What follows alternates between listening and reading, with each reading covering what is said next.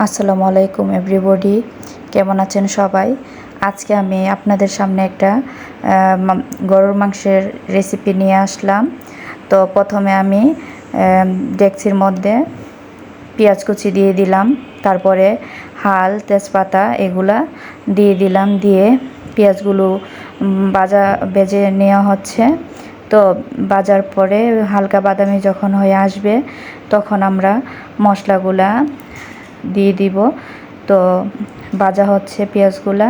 তো এখন আমি আপনার আদা রসুন পেঁয়াজ জিরা বাটা এগুলা সবগুলো একসাথে মিক্সড করে দিয়ে দিলাম, ব্লেন্ড করে। তো এগুলাকে আমরা একটু ভেজে নেব, কারণ মশলাগুলা ভেজে নিলে মানে স্বাদটা একটু বাড়ে, সেজন্য মশলাগুলা ভেজে নেব। এই মশলাগুলা ভেজে নিচ্ছি।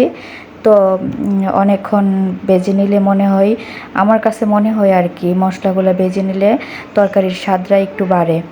দেখেন মশলাগুলো ভালো করে নাড়াচাড়া করে মিক্সড করে ভেজে নিচ্ছি। তো ভেজে নেওয়ার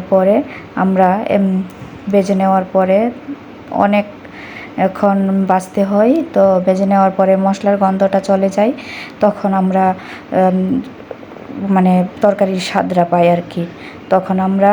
এখন আমি আবার ওই মরিচ হলুদ লবণ এগুলো সবগুলো একসাথে মিক্সড করে দিয়ে দিচ্ছি। দিয়েও আমরা হালকা একটু পানি দিব, দিয়ে এটা একটু কষায় নিব। এই মশলাগুলো ভেজে তারপরে আর একটু পানি দিব আর কি। মশলাগুলো ভালো করে মিক্সড করে নিচ্ছি। তো আমরা যদি মশলাগুলো না ভাজি, তাইলে মশলাগুলো যদি না ভাজা হয় তাহলে কিন্তু তরকারি স্বাদ হয় না। তো আমরা একটু হালকা পানি দিয়ে ভেজে নিয়ে তারপরে পানি দিলাম, দিয়ে এখন একটু কষিয়ে নিচ্ছি মশলাগুলা, ঢাকনা দিয়ে ঘুরে কষিয়ে নিচ্ছি।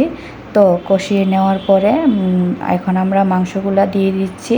তো মাংসগুলো দিয়ে তারপরে একটু নাড়াচাড়া করে নিব, নাড়াচাড়া করে। তো নাড়াচাড়া করলে মশলাগুলা মিক্সড হবে মাংসর সাথে।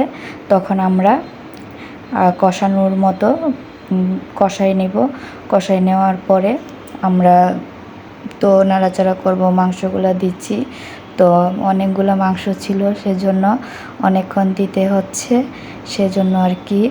এখন দেখেন আমরা নাড়াচাড়া করে নিব যাতে মশলাগুলো মাংসের সাথে মিক্সড হয়।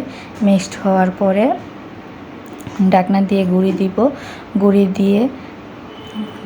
গুঁড়ি দিয়ে তারপরে ভালো করে কষিয়ে নেব। কষিয়ে নিয়ে তারপরে জল দিব, দিয়ে আমরা মাংসটা রেঁধে নিব।